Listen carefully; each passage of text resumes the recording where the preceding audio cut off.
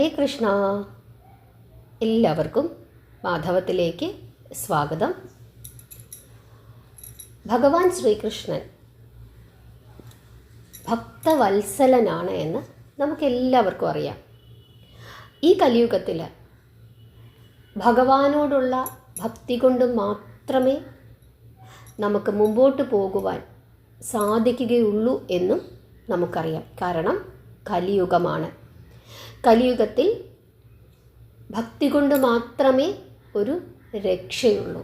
എങ്കിൽ മാത്രമേ മനുഷ്യന് നേർവഴിയിലൂടെ സഞ്ചരിക്കുവാൻ സാധിക്കുകയുള്ളൂ. പക്ഷേ ഇന്ന് നമുക്ക് ചുറ്റും നോക്കുമ്പോൾ എല്ലാവരും ഭക്തരാണ്. പക്ഷേ ഇതിലേതാണ്, ആരാണ് ശരിയായ ഭക്തർ, ആരുടേതാണ് ശരിയായ ഭക്തി എന്ന് പലപ്പോഴും തിരിച്ചറിയാൻ സാധിക്കാറുമില്ല. കാരണം എല്ലാ ക്ഷേത്രങ്ങളിലും അഭൂതപൂർണമായ തിരക്കുകളാണ്. ഭക്തരെ കൊണ്ട് ക്ഷേത്രങ്ങൾ നിറഞ്ഞു കവിഞ്ഞിരിക്കുകയാണ്. അപ്പം എങ്ങനെയാണ്, ഏതൊക്കെ രീതിയിൽ നമുക്ക് ഭക്തരാകാം, എത്ര തരത്തിലുള്ള ഭക്തിയുണ്ട് എന്ന് നമുക്ക് ഒന്ന് നോക്കാം. എത്ര തരത്തിൽ ഭക്തിയുണ്ട് എന്ന് നമുക്ക് ആദ്യമായി പറഞ്ഞു തന്നത് ആരാണ് എന്നറിയാമോ? പ്രഹ്ലാദനാണ്. ശ്രീമദ് ഭാഗവതത്തിലെ 7-ാമത്തെ സ്കന്ധത്തിൽ വിഷ്ണു ഭക്തനായ പ്രഹ്ലാദൻ, അദ്ദേഹം തൻ്റെ കൂട്ടുകാർക്കാണ് ആദ്യമായി ഇത് ഉപദേശിച്ചത്. നമുക്കറിയാം, പ്രഹ്ലാദനെ ഹിരണ്യകശിപു എവിടെ കൊണ്ടുവന്നാക്കുന്നു? ശുക്രാചാര്യരുടെ അടുത്ത് കൊണ്ടുവന്നാക്കുന്നു, വിദ്യ അഭ്യസിക്കുന്നതിന് വേണ്ടിയിട്ടാണ്. എന്നിട്ട് ആ കൂട്ടത്തിൽ പറഞ്ഞു കൊടുക്കുന്നുണ്ട് ശുക്രാചാര്യരോട്, ഒരു കാരണവശാലും വിഷ്ണു ഭക്തിയൊന്നും പറഞ്ഞു കൊടുക്കരുത്, ഞാൻ തന്നെയാണ് ഈശ്വരൻ എന്ന് പറഞ്ഞു കൊടുക്കണം എന്ന് ശുക്രാചാര്യരെ പ്രത്യേകം ചട്ടം കെട്ടിയിട്ടാണ് പ്രഹ്ലാദനെ അങ്ങോട്ടേക്ക് അയക്കുന്നത്. ശുക്രാചാര്യര് പല വിധത്തിൽ ഈ കുട്ടിയെ വിഷ്ണു ഭക്തിയിൽ നിന്നും മോചിപ്പിക്കുന്നതിനായിട്ട് ശ്രമിക്കുന്നുണ്ട്. അച്ഛനായ ഹിരണ്യകശിപുവാണ് യഥാർത്ഥ ദൈവം എന്നൊക്കെ പറഞ്ഞു കൊടുക്കാനായിട്ട് ശ്രമിക്കുന്നുണ്ട്. പക്ഷേ പ്രഹ്ലാദനും കൂട്ടുകാരും ഒന്നും മിണ്ടുന്നില്ല, എല്ലാം അനുസരിക്കുന്നത് പോലെ ഭാവിച്ചു നിൽക്കുന്നുണ്ട്. പക്ഷേ ആചാര്യനില്ലാത്ത സമയത്ത് പ്രഹ്ലാദൻ ഭക്തിയെപ്പറ്റി തൻ്റെ കൂട്ടുകാർക്ക് ഉപദേശിച്ച് കൊടുക്കുന്നുണ്ട്. അങ്ങനെ ഉപദേശിച്ച കൂട്ടത്തിൽ എത്ര തരത്തിലുള്ള ഭക്തി ഉണ്ട് എന്ന് പ്രഹ്ലാദൻ കൂട്ടുകാരോട് പറയുന്നുണ്ട്. എത്ര തരത്തിലുള്ള ഭക്തിയാണ് ഉള്ളത്? 9 തരത്തിലുള്ള ഭക്തിയാണ് ഉള്ളത്. ഏതൊക്കെയാണത്? ശ്രവണം, കീർത്തനം, വിഷ്ണുസ്മരണം, അർച്ചനം, വന്ദനം, ദാസ്യം, സഖ്യം, ആത്മനിവേദനം, പാദസേവനം. ഇങ്ങനെ 9 തരത്തിലാണ് ഭക്തി ഉള്ളത് എന്നാണ് പ്രഹ്ലാദൻ കൂട്ടുകാർക്ക് പറഞ്ഞു കൊടുക്കുന്നത്. ഇതിൽ ആദ്യത്തേത് എന്താണ്? ശ്രവണം. നമ്മളെപ്പോഴും പറയുന്ന ഒരു കാര്യമാണത്. എന്താണ്? എപ്പോഴും നിങ്ങൾ എന്ത് ചെയ്യുക? ഭഗവാന്റെ കഥകൾ കേട്ടുകൊണ്ടിരിക്കുക. കേൾവി അത് വളരെ പ്രധാനമാണ്. നമ്മൾ ചിലപ്പോൾ കണ്ണുകൊണ്ട് കാണാത്ത കാര്യങ്ങൾ പോലും കേട്ടിട്ട് അത് പറഞ്ഞുകൊണ്ട് നടക്കും, ഇല്ലേ? നമ്മൾ പലരും പറയും, നിങ്ങൾ കണ്ണുകൊണ്ട് കണ്ടോ, എന്നിട്ട് നിങ്ങൾ വിശ്വസിച്ചാൽ മതി, ചുമ്മാതെ അവരും ഇവരും ഒന്നും പറയുന്ന കാര്യങ്ങൾ പറഞ്ഞുകൊണ്ട് നടക്കരുത് എന്ന് പറയും. അപ്പോൾ ചെവിക്ക് വളരെ പ്രാധാന്യമുണ്ട്, കേൾവി. അതുതന്നെയാണ് ഇവിടെയും പറയുന്നത്. നിരന്തരം ഭഗവാന്റെ കഥകൾ, ഭഗവാനെ പറ്റിയിട്ടുള്ള സത്സംഗങ്ങൾ കേട്ടുകൊണ്ടിരിക്കുന്നത് ഒരു ഭക്തി തന്നെയാണ്. അങ്ങനെ കേട്ട് കേട്ട് കേട്ട് കേട്ട് നമ്മുടെ മനസ്സിലേക്ക് ആര് വരും? ഭഗവാൻ വരും. ചിലർ നാമം ജപിക്കാനിരിക്കുന്ന സമയത്ത് അവർക്ക് ശ്രദ്ധ കിട്ടില്ല. കുറച്ച് കഴിയുമ്പം അവർക്ക് തലവേദന എടുക്കുന്ന പോലെ തോന്നും, ഉറക്കം വരുന്നത് പോലെ തോന്നും, കാല് കഴയ്ക്കുന്നത് പോലെ തോന്നും. ഇങ്ങനെ വാച്ചയിലേക്ക് നോക്കിക്കൊണ്ടിരിക്കും, തീരാറായോ എന്നിങ്ങനെ നോക്കിക്കൊണ്ടിരിക്കും. ഇപ്പോൾ സഹസ്രനാമമൊക്കെ ജപിക്കുന്നതിൻ്റെ ഇടയ്ക്ക് എപ്പോഴും എത്ര എണ്ണമായി അതിൻ്റെ നമ്പർ ഇങ്ങനെ നോക്കിക്കൊണ്ടിരിക്കും. ആകെ ഒരു അസ്വസ്ഥതയാണ്, എത്രയും പെട്ടെന്ന് ഇത് തീർത്തിട്ട് പോകണം.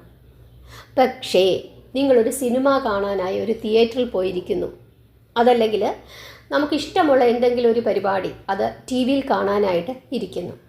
ഇനി അതുമല്ലെങ്കിൽ ഒരു കല്യാണത്തിനോ എന്തെങ്കിലും ഒരു കാര്യത്തിന് നമ്മൾ പങ്കെടുക്കുമ്പോൾ നമുക്ക് വളരെ ഇഷ്ടപ്പെട്ട ചില ആളുകൾ നമ്മുടെ അടുത്ത് വന്നിട്ട് നമ്മളോടിങ്ങനെ വർത്തമാനം പറഞ്ഞുകൊണ്ടിരിക്കുന്നു. അത് നല്ലതായിക്കോട്ടെ ചീത്തയായിക്കോട്ടെ. നമുക്ക് ഉറക്കം വരുമോ? നമ്മുടെ കാല് കഴയ്ക്കുമോ? നമ്മൾ കോട്ടുവായി ഇടുവോ? ഒന്നും ചെയ്യത്തില്ല. എന്തുകൊണ്ടാണ്? അതിനോട് നമുക്ക് താല്പര്യമുണ്ട്. പക്ഷേ ഈശ്വര ഭജനത്തിനോട് നമുക്ക് താല്പര്യമില്ല. അത് കേൾക്കുന്നതിനോട് നമുക്ക് താല്പര്യമില്ല. ആ സമയത്ത് നമുക്ക് എന്തുണ്ടാകും? ഉറക്കം വരും, കോട്ടുവായിടും, കൈയും കാലും ഒക്കെ കഴയ്ക്കും. അത് അങ്ങനെയുള്ള അവസ്ഥ ആർക്കെങ്കിലും ഉണ്ടെങ്കിൽ അത് മാറുന്നതിന് ഏറ്റവും നല്ലൊരു കാര്യം ശ്രവണമാണ്. എപ്പോഴും ഭഗവാന്റെ കഥകൾ ഇങ്ങനെ നിങ്ങൾ ശ്രദ്ധിക്കുന്നില്ലെങ്കിലും കേട്ടുകൊണ്ടിരിക്കുക. അങ്ങനെ ശ്രദ്ധിക്കുന്നില്ലെങ്കിലും കേട്ട് കേട്ട് കേട്ട് കേട്ട് എന്ത് ചെയ്യും? കുറേശ്ശെ നമ്മൾ ശ്രദ്ധിക്കാൻ തുടങ്ങും.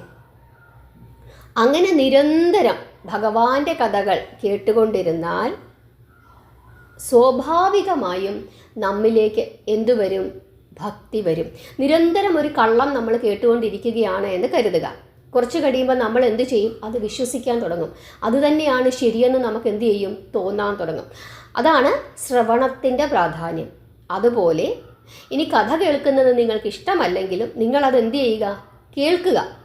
കുറേയൊക്കെ ശ്രദ്ധിക്കും, കുറേയൊക്കെ ശ്രദ്ധിക്കാതെ പോകും. പക്ഷെ നിരന്തരം കേട്ടുകൊണ്ടിരുന്നാൽ സ്വാഭാവികമായും നമ്മുടെ ശ്രദ്ധ അങ്ങോട്ടേക്ക് വരികയും നമ്മിൽ ഭക്തി ഉണ്ടാവുകയും ചെയ്യുമെന്നാണ് പ്രഹ്ലാദൻ പറയുന്നത്.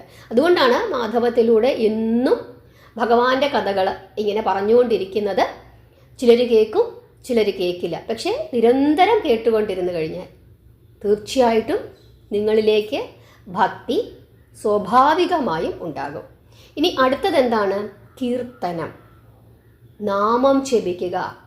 നമുക്ക് വളരെ ബുദ്ധിമുട്ടുള്ള കാര്യമാണ് നാമം ജപിക്കുക എന്നുള്ളത്. കാരണം ഒരിടത്ത് അടങ്ങിയിരിക്കാൻ ഒരു 10 മിനിറ്റ് അല്ലെങ്കിൽ 20 മിനിറ്റ് അടങ്ങിയിരുന്ന് നാമം ജപിക്കാൻ പലർക്കും ബുദ്ധിമുട്ടാണ്. ആ സമയം മണിക്കൂറുകൾ നമ്മൾ വേണ്ടാത്ത കാര്യങ്ങൾ കണ്ടുകൊണ്ടിരിക്കും മൊബൈലിൽ, അല്ലേ?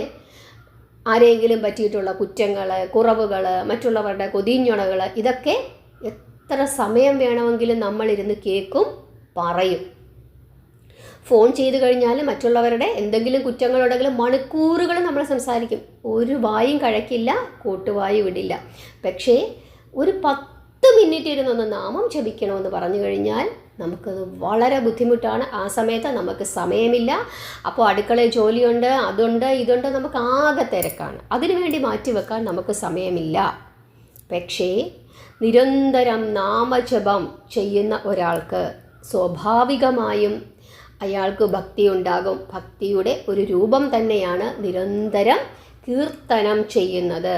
പ്രാർത്ഥിച്ചു കൊണ്ടിരിക്കുക, നാമജപം ചെയ്യുക. അതും ഭക്തി തന്നെയാണ് എന്നാണ് ഇവിടെ പ്രഹ്ലാദൻ പറയുന്നത്. ഇനി അടുത്തത് വിഷ്ണു സ്മരണം. ഭഗവാനെ സ്മരിച്ചു കൊണ്ടിരിക്കുക. എപ്പോഴും ഭഗവാന്റെ രൂപമായിരിക്കണം നമ്മുടെ മനസ്സിൽ. എപ്പോഴും ഭഗവാനെ പറ്റി ഓർത്തുകൊണ്ടിരിക്കണം. എപ്പോഴും അങ്ങനെ ഓർത്തുകൊണ്ടിരുന്നാൽ സ്വാഭാവികമായും നമ്മിലേക്ക് ഭക്തി ഉണ്ടാകുമെന്നാണ് പറയുന്നത്. നമ്മളിങ്ങനെ ഇവിടെ ഇരിക്കുന്ന സമയത്ത് പോലും നമ്മുടെ ചിന്ത എങ്ങോട്ടായിരിക്കും? നമുക്ക് ഏറ്റവും ഇഷ്ടപ്പെട്ട കാര്യങ്ങളിലേക്ക് നമ്മുടെ ചിന്ത പോകും. അല്ലെങ്കിൽ നമ്മുടെ കുട്ടികളെ പറ്റി നമ്മൾ ചിന്തിച്ചുകൊണ്ടിരിക്കും, നമ്മുടെ ജോലിയെപ്പറ്റി നമ്മൾ ചിന്തിച്ചുകൊണ്ടിരിക്കും, കാശുണ്ടാക്കുന്നതിനെ പറ്റി ചിന്തിച്ചുകൊണ്ടിരിക്കും. ഇങ്ങനെ പല കാര്യങ്ങളെപ്പറ്റി നമ്മൾ ചിന്തിച്ചുകൊണ്ടിരിക്കും. അങ്ങനെ ചിന്തിച്ച് നമ്മൾ എന്തായി മാറും? അതായി മാറും. അതുപോലെയാണ് ഇവിടെയും പറയുന്നത്, ഭഗവാനെ പറ്റി നിരന്തരം സ്മരിച്ചുകൊണ്ടിരിക്കണം. ഭഗവാനെ പറ്റി നിരന്തരം സ്മരിച്ചുകൊണ്ടിരിക്കുന്നതും എന്തു തന്നെയാണ്? ഭക്തിയുടെ ഒരു രൂപം തന്നെയാണ് എന്ന് ഇവിടെ പറയുന്നു. ഇനി മറ്റൊരു കാര്യമാണ് അർച്ചനം. അർച്ചന ചെയ്യുക. അത് നമ്മൾ സാധാരണ ക്ഷേത്രങ്ങളിൽ പോയി നമ്മൾ പുഷ്പാഞ്ജലി അല്ലെങ്കിൽ ഭാഗ്യസൂക്താർച്ചന, പുരുഷ സൂക്താർച്ചന എന്ന് പറയുന്ന ആ ഒരു അർച്ചനയെ പറ്റിയിട്ടല്ല ഇവിടെ പറയുന്നത്. മനസ്സുകൊണ്ടുള്ള അർച്ചന. അത് മന്ത്രജപമാകാം, നാമജപമാകാം. അങ്ങനെ അർച്ചന ചെയ്യണം. നമ്മൾ തന്നെ ഭഗവാന് വേണ്ടി എന്ത് ചെയ്യണം? പൂജകൾ ചെയ്യണം. നമ്മൾ വൈകുന്നേരം വിഷ്ണു സഹസ്രനാമാർച്ചന അല്ലെങ്കിൽ ലളിതാ സഹസ്രനാമാർച്ചന എന്നാണ് പറയുന്നത്. കാരണം നമ്മൾ എങ്ങനെയാണ് ലളിതാ സഹസ്രനാമം ജപിക്കാനായിട്ടിരിക്കുന്നത്? നമ്മൾ വിളക്ക് തെളിയിക്കുന്നു, അതിനുശേഷം നമ്മൾ ഒരു പീഠത്തിൽ അല്ലെങ്കിൽ ഒരു പായിലൊക്കെ ഇരുന്ന് നമ്മൾ എന്ത് ചെയ്യുന്നു? ഭഗവതിയെ അർച്ചിക്കുകയാണ്. ഓരോ നാമങ്ങൾ കൊണ്ട് ഭഗവതിയെ അർച്ചിക്കുകയാണ്. ആ സമയത്ത് ചിലർ എന്ത് ചെയ്യും? പുഷ്പങ്ങൾ കൂടി ഭഗവതിയുടെ തൃപ്പാദങ്ങളിൽ അല്ലെങ്കിൽ ഭഗവാന്റെ തൃപ്പാദങ്ങളിൽ ഓരോ നാമങ്ങൾ പറയുമ്പോഴും സമർപ്പിച്ച് അർച്ചന ചെയ്യാറുണ്ട്. അതല്ലെങ്കിൽ നാമം ഭഗവാന്റെ തൃപ്പാദങ്ങളിൽ പറഞ്ഞ് അർച്ചന ചെയ്യാറുണ്ട്. അങ്ങനെ നമ്മൾ ഭഗവാനെ അർച്ചന ചെയ്താൽ അതും ഭക്തി തന്നെയാണ് എന്ന് പറയുന്നു. അല്ലാതെ നമ്മളൊരു രസീത് എഴുതിപ്പിച്ച് തിരുമേനിയുടെ കൊടുക്കുന്നു, തിരുമേനി എന്ത് ചെയ്യുന്നു? പൂജാരി എന്തെങ്കിലും അവിടെ ഇരുന്നുകൊണ്ട് മന്ത്രങ്ങൾ ജപിക്കുന്നു, നമ്മൾ അന്നേരം ആ സമയത്ത് നമ്മളിങ്ങനെ അങ്ങോട്ടും ഇങ്ങോട്ടും നോക്കി നിൽക്കുന്നു. അർച്ചനയ്ക്ക് കൊടുത്തിട്ടുണ്ട്, പുറത്തിരുന്ന് വർത്തമാനം പറയുന്നു. ദീപാരാധന പൂജയൊക്കെ കഴിയുമ്പോഴേക്കും അർച്ചന രസീത് നോക്കി വിളിച്ച് നമുക്ക് തരുന്നു, പ്രസാദം മേടിച്ച് നെറ്റി തൊടുന്നു പോരുന്നു. അതല്ല നമ്മുടെ മനസ്സുകൊണ്ടുള്ള അർച്ചന. അങ്ങനെ അർച്ചന ചെയ്യുന്നതും എന്തു തന്നെയാണ്? ഭക്തിയുടെ ഒരു ഭാവം തന്നെയാണ്. അതായത് നിരന്തരം ഇപ്പോൾ നമ്മൾ വിഷ്ണു സഹസ്രനാമം ജപിക്കുന്നു, നിരന്തരം ലളിതാ സഹസ്രനാമം ജപിക്കുന്നു, അല്ലെങ്കിൽ ഹരേ കൃഷ്ണ എന്ന മഹാമന്ത്രം നിരന്തരം ജപിച്ചുകൊണ്ടിരിക്കുന്നു, അതല്ലെങ്കിൽ ഓം നമോ ഭഗവതേ വാസുദേവായ എന്ന് ജപിച്ചുകൊണ്ടിരിക്കുന്നു. ഇതെന്ത് തന്നെയാണ്? നാമാർച്ചനയാണ്. അങ്ങനെ ചെയ്യുന്ന ആളുകളും അവർ മറ്റൊന്നും ചിലപ്പോൾ ചെയ്യുന്നുണ്ടാകില്ല, ഇങ്ങനെ ജപം മാത്രമായിരിക്കും ചെയ്തുകൊണ്ടിരിക്കുന്നത്. അവരും ആര് തന്നെയാണ്? ഭക്തർ തന്നെയാണ്. അങ്ങനെ ചെയ്യുന്നതും ഒരു ഭക്തിയാണ്. ഇനി പിന്നെ പറയുന്നത് എന്താണ്? വന്ദനം. ഭഗവാനെ വന്ദിക്കുന്നു, ഭഗവാനെ തൊഴുന്നു, നമസ്കരിക്കുന്നു. അങ്ങനെയുള്ള ആളുകൾക്കും എന്തുണ്ട്? ഭക്തിയുണ്ട് എന്ന് പറയുന്നു. അതായത് ഭഗവാന്റെ മുമ്പിൽ തലകുനിച്ച് ഭഗവാനെ തൊഴുന്നു. നമ്മൾ ഇപ്പോൾ റോഡിൽ കൂടി ഇങ്ങനെ പോകുന്നു, ബസ്സിലോ അല്ലെങ്കിൽ നമ്മുടെ വണ്ടിയിലോ ഇങ്ങനെ പൊയ്ക്കൊണ്ടിരിക്കുന്ന സമയത്ത് ഒരു ക്ഷേത്രം കാണുന്നു. പെട്ടെന്ന് തന്നെ നമ്മൾ എന്ത് ചെയ്യും? കൈയെടുത്ത് ഒന്ന് വന്ദിക്കും. അങ്ങനെ വന്ദിക്കുന്നതും എന്തു തന്നെയാണ്? ഭക്തി തന്നെയാണ്. ഭഗവാനെ വന്ദിക്കാതിരിക്കുന്നവർ ഭക്തരല്ല. ഭഗവാനെ വന്ദിക്കണം എന്നാണ് പറയുന്നത്. ഭഗവാനെ എങ്ങനെ വന്ദിക്കണം? സ്ത്രീകളാണെങ്കിൽ പഞ്ചാംഗ നമസ്കാരം ചെയ്യണം, പുരുഷന്മാരാണെങ്കിൽ ദണ്ഡ നമസ്കാരം ചെയ്ത് ഭഗവാനെ വന്ദിക്കണം. അങ്ങനെ വന്ദിക്കണം എന്നാണ് പറയുന്നത്. അങ്ങനെ വന്ദിക്കുന്നവരും ആര് തന്നെയാണ്? ഭക്തർ തന്നെയാണ്. അതും ഒരു ഭക്തിയുടെ ഒരു രീതി തന്നെയാണ് എന്ന് ഇവിടെ പ്രഹ്ലാദൻ പറയുന്നു. പിന്നെ പറയുന്നത് എന്താണ്? ദാസ്യം. ഭഗവാന്റെ ദാസനാവുക. ഒരു ഭഗവാന്റെ ദാസന്റെ പേര് പറയൂ. ആരാണ് ഭഗവാന്റെ ദാസൻ? ഏറ്റവും വലിയ ദാസൻ ആരാണ്? ഹനുമാൻ. ഹനുമാൻ രാമദാസനാണ്. ഭഗവാന്റെ ദാസനായി ഹനുമാൻ ജീവിക്കുകയാണ്. ഭഗവാന് വേണ്ടി എന്തും ചെയ്യാൻ മടിയില്ലാത്തവനാണ് ആര്? ഹനുമാൻ. ഹനുമാൻ ശ്രീരാമചന്ദ്രൻ്റെ ദാസനാണ്. അങ്ങനെ ധാരാളം ദാസന്മാരെ നമുക്ക് കാണാനായിട്ട് സാധിക്കും. ശബരി ഭഗവാന്റെ ദാസിയാണ്. ഭഗവാന് വേണ്ടിയാണ് ശബരി അത്രയും കാലം ശബരി മാതാവ് ജീവിച്ചിരുന്നത്. രാമനെ ഒന്ന് കാണാൻ വേണ്ടി ജീവിച്ചിരിക്കുകയായിരുന്നു. അപ്പം അതും ഒരു ദാസ്യം തന്നെയാണ്. ലക്ഷ്മണൻ 14 വർഷം, നമ്മൾ ഉത്തരരാമായണത്തിലെ ആ കഥ പറഞ്ഞ സമയത്ത് നമ്മൾ പറഞ്ഞു 14 വർഷം ഉണ്ണാതെയും ഉറങ്ങാതെയും ലക്ഷ്മണൻ രാമന് ദാസ്യം ചെയ്തു, രാമന് വേണ്ടി ജീവിച്ചു. ദാസനായിരുന്നു ലക്ഷ്മണൻ.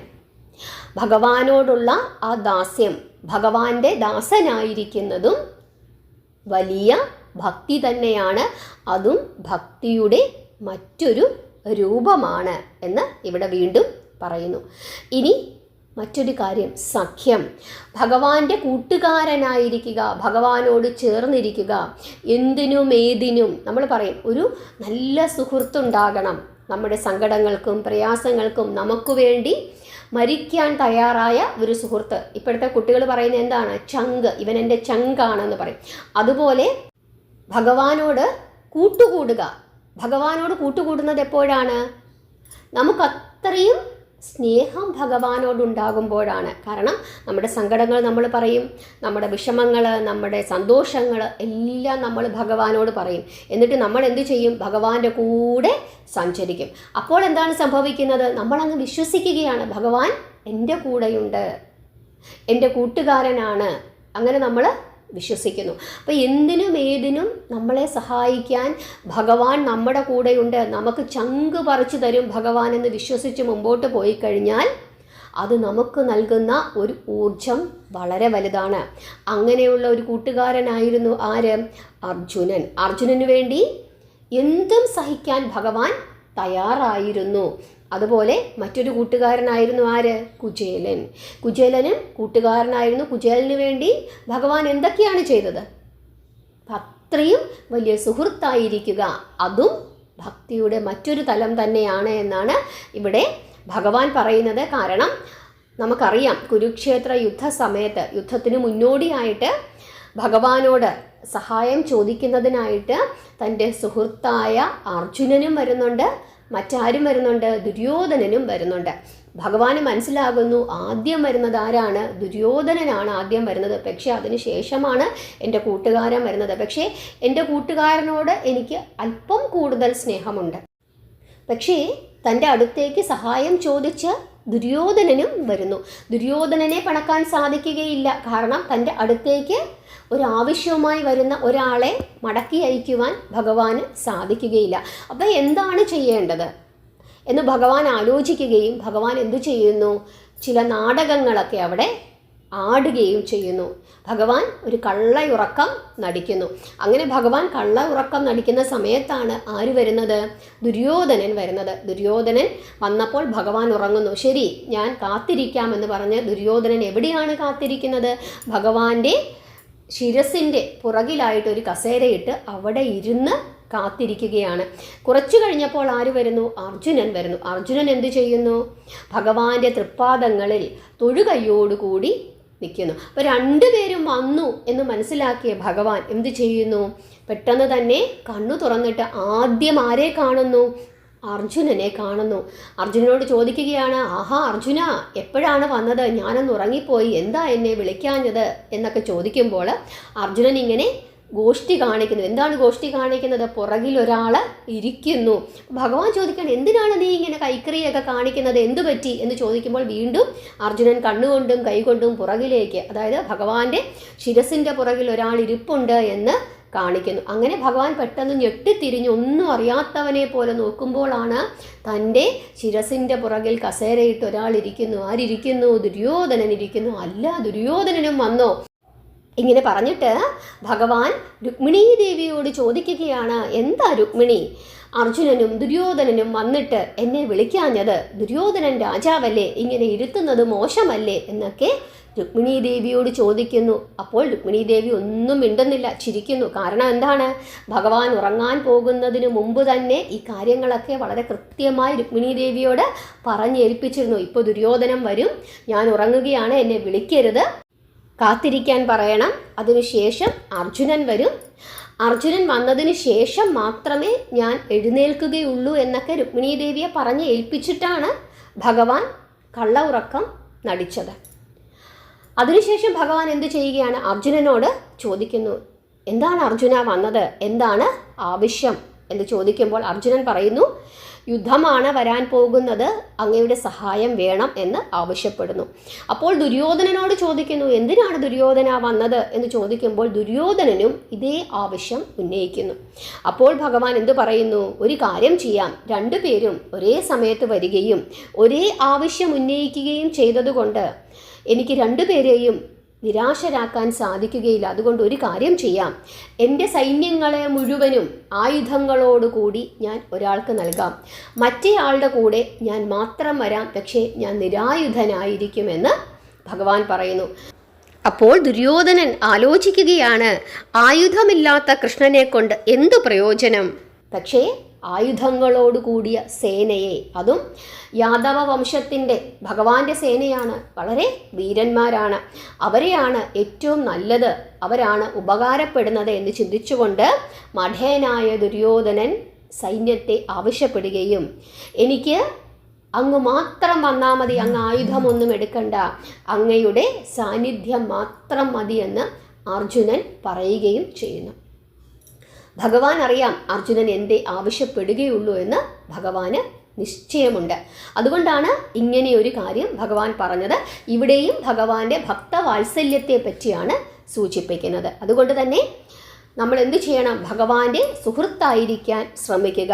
ഭഗവാൻ ഏതവസ്ഥയിലും, ഇനി ഭഗവാൻ ആയുധമില്ലെങ്കിലും ഒരു പ്രശ്നവും വരാനില്ല. കാരണം കൂട്ടുകാരൻ തൻ്റെ കൂടെ ഉണ്ടെങ്കിൽ അത് തനിക്ക് ബലമാണ്. ആ സൗഹൃദം അതാണിവിടെ വീണ്ടും വീണ്ടും പറയുന്നത്. അതും ഒരു ഭക്തി തന്നെയാണ്, ഭക്തിയുടെ മറ്റൊരു രൂപമാണ് എന്ന് പറയുന്നു. ഇനി അടുത്തതെന്താണ്? ആത്മനിവേദനം, സ്വയം ഭഗവാന് സമർപ്പിക്കുക. അങ്ങനെ സ്വയം ഭഗവാന് സമർപ്പിച്ച ഒരാളുണ്ട്. ആരാണത്? മഹാബലി. മഹാബലി ഇല്ലേ, വാമന രൂപത്തിൽ ഭഗവാൻ വരുമ്പോൾ ദാനം ചോദിക്കുന്നു. തൻ്റെ 2 അടി കൊണ്ട്, 3 അടിയാണ്, 3 അടി ഭൂമിയാണ് ചോദിക്കുന്നത്. 2 അടി കൊണ്ട് സകല ലോകങ്ങളും വാമനമൂർത്തി അളന്നെടുത്ത് കഴിയുമ്പോൾ ഇനി 3-ാമത്തെ പാദം, 3-ാമത്തെ അടി ഞാൻ എന്തളക്കും എന്ന് ചോദിക്കുമ്പോൾ സ്വയം ഭഗവാന് വേണ്ടി സമർപ്പിക്കുകയാണ്. എൻ്റെ ശിരസിൽ വെച്ചോളൂ എന്ന് പറഞ്ഞ് ആത്മനിവേദനം ചെയ്യുകയാണ്. സ്വയം ഈശ്വരന് വേണ്ടി സമർപ്പിക്കുകയാണ്. അതും എന്തു തന്നെയാണ്? ഭക്തി തന്നെയാണ്. അങ്ങനെയുള്ള ധാരാളം മനുഷ്യരെ നമുക്ക് ഇന്നത്തെ ഈ കലിയുഗത്തിലും കാണാനായിട്ട് സാധിക്കും. അവർ ഒരു പ്രദർശന വസ്തുവാകാൻ നിൽക്കത്തില്ല. അവരെന്ത് ചെയ്യും? അവരുടെ ജോലി അത് വളരെ കൃത്യമായി ചെയ്തുകൊണ്ടിരിക്കും. അങ്ങനെയുള്ള ധാരാളം സന്യാസി ശ്രേഷ്ഠന്മാരെ നമുക്ക് കാണാനായിട്ട് സാധിക്കും. അവർ ഈ ലോകത്തിനു വേണ്ടി അവരവരുടെ കർമ്മങ്ങൾ ചെയ്തുകൊണ്ടിരിക്കും. അതുപോലെ നമ്മൾ വലിയ ക്ഷേത്രങ്ങളിൽ, ഇപ്പോൾ തിരുപ്പതി പോലെയുള്ള മഹാക്ഷേത്രങ്ങളിൽ ചെന്ന് കഴിയുമ്പോൾ ധാരാളം ആളുകളെ നമുക്ക് കാണാനായിട്ട് സാധിക്കും. അവരൊരിക്കലും ഫോട്ടോ എടുത്തിട്ട് എന്ത് ചെയ്യത്തില്ല, ഞാൻ ഇന്ന് ഈ പാത്രം കഴുകി, ഈ ക്യൂ ഞാൻ നിയന്ത്രിക്കുന്നു എന്നൊന്നും പറഞ്ഞ് അവർ ഫോട്ടോ എടുത്തിട്ട് എന്ത് ചെയ്യത്തില്ല, ഫേസ്ബുക്കിൽ പോസ്റ്റ് ചെയ്യത്തില്ല. അവരെന്ത് ചെയ്യും? അവർ സേവനം ചെയ്തുകൊണ്ടിരിക്കും. ഭഗവാന് വേണ്ടിയും ഭഗവാന്റെ ഭക്തർക്ക് വേണ്ടിയും അവരവരുടെ ജീവിതം അല്ലെങ്കിൽ അവരുടെ കുറച്ച് സമയങ്ങൾ അവരെന്ത് ചെയ്യും? മാറ്റിവെക്കും. അങ്ങനെയുള്ള ധാരാളം ആളുകളെ നമുക്ക് കാണാനായിട്ട് സാധിക്കും. ചിലരെന്ത് ചെയ്യും? രാജ്യത്തിന് വേണ്ടി അവരുടെ ജീവനും ജീവിതവും മുഴുവൻ ഒഴിഞ്ഞു വെക്കും. അവരും ഭക്തി തന്നെയാണ് ചെയ്യുന്നത്. കാരണം എന്താണ്? അവരുടെ ദേവതയായി അവർ കാണുന്നത് എന്താണ്? രാജ്യത്തിനെയാണ്. ചിലർ മാതാപിതാക്കളെ എന്തു ചെയ്യും? ഭഗവാനായി കാണും. അപ്പോൾ അവരുടെ ജീവനും ജീവിതവുമെല്ലാം അവർ മാതാപിതാക്കൾക്ക് വേണ്ടി മാറ്റിവെക്കും. ചിലർ ഭഗവാന് വേണ്ടി മാറ്റിവെക്കും. എന്തു തന്നെ ആയാലും ആത്മനിവേദനം, സ്വയം സമർപ്പിക്കുന്നു. അതും എന്തു തന്നെയാണ്? ഭക്തിയുടെ മറ്റൊരു രൂപം തന്നെയാണ് എന്ന് ഇവിടെ ഭാഗവതം പറയുന്നു. ഇനി അടുത്തതെന്താണ്? പാദസേവനം, ഭഗവാന്റെ പാദപൂജ ചെയ്യുക. ഭഗവാന്റെ തൃപ്പാദങ്ങളിൽ എപ്പോഴും എന്തു ചെയ്യുക? നമസ്കരിച്ചു കൊണ്ടിരിക്കുക. ഭഗവാന്റെ തൃപ്പാദങ്ങളിൽ അവനവൻ്റെ ജീവിതം സമർപ്പിക്കുക. അങ്ങനെയുള്ള ഒരാളാണ് ആര്? മഹാലക്ഷ്മി. മഹാലക്ഷ്മി എപ്പോഴും എവിടെയാണ് ഇരിക്കുന്നത്? ഭഗവാന്റെ തൃപ്പാദങ്ങളിലാണ് ഇരിക്കുന്നത്. അങ്ങനെ ഭഗവാന്റെ തൃപ്പാദങ്ങളിൽ ജീവിതം സമർപ്പിച്ച് ജീവിക്കുന്ന ധാരാളം ഭക്തരെ നമുക്ക് കാണാനായിട്ട് സാധിക്കും. അവർ ഉണരുന്നതും ഉറങ്ങുന്നതും വർത്തമാനം പറയുന്നതും ഭക്ഷിക്കുന്നതും ജീവിക്കുന്നതുമെല്ലാം ഭഗവാന് വേണ്ടിയിട്ടാണ്. ഭഗവാന്റെ സേവനം ചെയ്ത് ഭഗവാന്റെ തൃപ്പാദങ്ങളിൽ തൻ്റെ സേവനങ്ങൾ മുഴുവൻ സമർപ്പിച്ച് ഭഗവാന് വേണ്ടി സേവ ചെയ്ത് ജീവിക്കുന്ന ധാരാളം മനുഷ്യരെ നമുക്ക് കാണാനായിട്ട് സാധിക്കും. നമ്മൾ ഉത്തരേന്ത്യയിലൊക്കെ പോയി കഴിഞ്ഞാൽ അവിടെയുള്ള ധാരാളം സാധുക്കളായ മനുഷ്യരെ നമുക്ക് കാണാനായിട്ട് സാധിക്കും. അവർ നമ്മളോട് തന്നെ പറയുന്നത് എന്താണ്? എന്നോട് പറഞ്ഞിട്ടുണ്ട്, ഞാൻ ഭഗവാന്റെ സേവ ചെയ്ത് ഇവിടെ ജീവിക്കുന്നു, ഭഗവാൻ എന്നെ നോക്കിക്കൊള്ളുമെന്ന പൂർണ്ണ വിശ്വാസത്തോടുകൂടി അവരൊന്നും ആഗ്രഹിക്കാതെ അവർ നിരന്തരം ഭഗവാന് വേണ്ടി ജീവിക്കുന്നു. ഭഗവാന്റെ കാര്യങ്ങൾ അവർ നോക്കുന്നു, ഭഗവാനെ കാണാൻ വരുന്ന ഭക്തരുടെ കാര്യങ്ങൾ അവർ നോക്കുന്നു. ഇതൊക്കെ ഭഗവാന്റെ സേവയാണ്. ഭഗവാന് വേണ്ടി സേവിച്ച് ജീവിക്കുകയാണ്. ഭഗവാനെ പ്രാർത്ഥിച്ച് ഭഗവാന്റെ പൂജകൾ ചെയ്ത് ഭഗവാന് വേണ്ടി ജീവിതം സമർപ്പിച്ച് അവർ മുമ്പോട്ട് പോകുന്നു. അപ്പോൾ ഇതെല്ലാം തന്നെ എന്ത് തന്നെയാണ്? ഭക്തിയുടെ ഓരോ രൂപങ്ങളാണ്. ഇതാര് ചെയ്താലും ഇതിലേതെങ്കിലും ഒരു കാര്യം ചെയ്താൽ മതി, അതും ഭക്തി തന്നെയാണ്. ഇതെല്ലാം കൂടെ ചെയ്യണമെന്നില്ല. നിരന്തരം ഭഗവാന്റെ കഥകൾ കേട്ടുകൊണ്ടിരിക്കുന്ന ഒരാളും ഭക്തയാണ്. അവരും കാലക്രമേണ ഭഗവാനിലേക്ക് കൂടുതൽ അടുക്കുകയും ഭഗവാന്റെ ഉത്തമ ഭക്തരായി മാറുകയും ചെയ്യും. ഭഗവാന് വേണ്ടി ജോലി ചെയ്തുകൊണ്ടിരിക്കുന്ന ആളുകൾ ക്ഷേത്രത്തിൽ ഫലം ഒന്നും ഇച്ഛിക്കാതെ ക്ഷേത്രത്തിൽ ജോലി ചെയ്യുന്ന ധാരാളം ആളുകളുണ്ട്. ഭഗവാന്റെ പാദസേവ അങ്ങനെ ചെയ്യുന്ന ആളുകളുണ്ട്. അവരും എന്ത് തന്നെയാണ്? ഭക്തി തന്നെയാണ് അവർക്കും ഉള്ളത്. അവരും ഭക്തർ തന്നെയാണ്. അവരോടുമൊക്കെ ഭഗവാൻ ഒരേ രീതിയിലാണ് ഭഗവാൻ കണക്ക് കൂട്ടുന്നത്. അതല്ലാതെ ഇത് ചെയ്യുന്ന ആളുകളോട് കൂടുതൽ സ്നേഹം, അത് ചെയ്യുന്ന ആളുകളോട് കൂടുതൽ സ്നേഹം, അങ്ങനെയൊന്നും ഭഗവാനില്ല. ഭഗവാന് വേണ്ടി സ്വയം സമർപ്പിച്ച് മുമ്പോട്ട് പോകുന്ന, അത് ഏത് രീതിയിലാണെങ്കിൽ പോലും അങ്ങനെ ജീവിച്ച് മുമ്പോട്ട് പോകുന്ന ആളുകളൊക്കെ തന്നെ ഭഗവാന്റെ ഭക്തരാണ്. അവരെല്ലാവരെയും ഭഗവാൻ ഒരുപോലെയാണ് കാണുന്നത്. ഈ കാര്യങ്ങളൊക്കെ മനസ്സിലാക്കുക. ഇതിലേതാണ് നിങ്ങൾക്ക് ചെയ്യാൻ സാധിക്കുന്നത്? നിങ്ങൾക്ക് ശ്രവണമാണോ, കീർത്തനമാണോ, അതോ വിഷ്ണു സ്മരണമാണോ, അതോ അർച്ചനമാണോ, അതോ വന്ദനമാണോ? എന്താണ് നിങ്ങൾക്ക് ചെയ്യാൻ പറ്റുന്നത്? സഖ്യമാണോ? എന്താണോ ചെയ്യാൻ പറ്റുന്നത് അതേ രീതിയിൽ ഭഗവാനുമായി ചേർന്ന് പോവുക. അങ്ങനെ ചേർന്ന് പോയി കഴിഞ്ഞാൽ എന്ത് സംഭവിക്കും? ഏത് പ്രതിസന്ധിയിലും തളരാതെ മുമ്പോട്ട് പോകുന്നതിനായിട്ട് നമുക്ക് സാധിക്കും. മനസ്സിന് നല്ല ബലം വരും. എന്ത് സംഭവിച്ചാലും തൻ്റെ കൂടെ ആരുണ്ട് എന്ന ബോധ്യം നമുക്കുണ്ടാകും. ഈശ്വരനുണ്ട്. ഇനി മല ഇളകി വന്നാലും അതിനെ തടുക്കുവാൻ, അതിനെ തടുത്ത് മുമ്പോട്ട് പോകുവാനുള്ള ശക്തി എനിക്ക് ഈശ്വരൻ തരുമെന്ന് ഉറച്ചു വിശ്വസിച്ച് എന്തു പ്രതിസന്ധി വന്നാലും തളരാതെ അതിൽ നിന്നൊക്കെ കരകയറ്റുന്നതിന് ഭഗവാൻ നമ്മുടെ കൂടെ ഉണ്ടാകും എന്ന് ഉറച്ച് വിശ്വസിച്ച് മുമ്പോട്ട് പോകാനാണ് പ്രഹ്ലാദൻ നമുക്ക് പറഞ്ഞു തരുന്നത്. പ്രഹ്ലാദൻ അത് കാണിച്ചും തന്നിട്ടുണ്ട്. കാരണം മലയുടെ മുകളിൽ നിന്നൊക്കെ അച്ഛനിങ്ങനെ, അല്ലെങ്കിൽ അച്ഛൻ്റെ കിങ്കരന്മാർ താഴേക്ക് എടുത്തിടും. ആനയുടെ മുമ്പിലേക്കൊക്കെ വലിച്ചെറിഞ്ഞു കൊടുക്കും. പാമ്പിൻ്റെ അടുത്തേക്ക് എടുത്തെറിയും. പക്ഷേ പ്രഹ്ലാദന് ഒരു കുലുക്കവും ഉണ്ടായിരുന്നില്ല.